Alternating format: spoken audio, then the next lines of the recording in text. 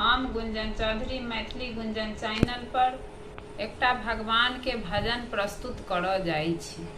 अहाँ सबसे आग्रह जे भजन के अंत तक जरूर सुनब। मांगे सीता जी से भिक्षा रावण बन के फकीरान। मांगे सीता जी से भिक्षा रावण बन के फकीरान। भेष बदल कर रावण आए, हाथ लिए एक झोला। भेष बदल कर रावण आए, हाथ लिए एक झोला।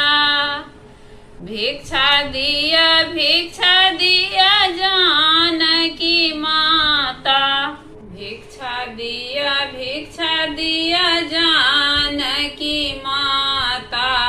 जाएब दोसर दुआरी, रावण बन के फकीरान।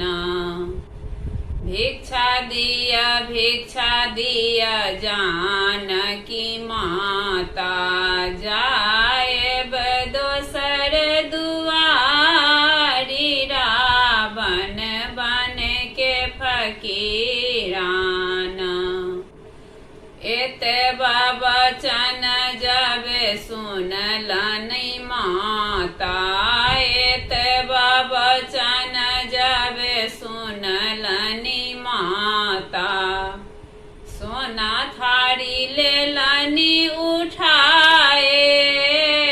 एतबा वचन जब सुनलनि माता। सोना थारी लेलनि उठाए। भिक्षा लिया जोगी बाबा। भिक्षा लिया जोगी बाबा।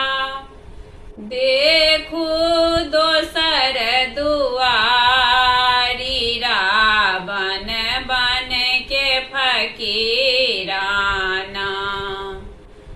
मांगो सीता जी से भिक्षा, रावण बन के फकीरान। बांधल भिख नहीं लेबो हे माता। बांधल भिख नहीं लेबो हे माता।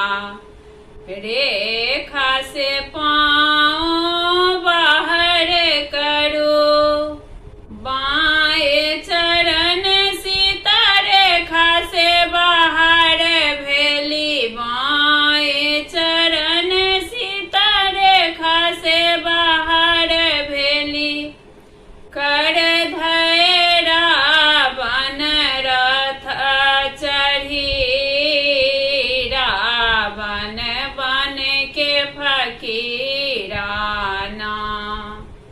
मांगो सीता जी से भिक्षा, रावण बन के फकीराना।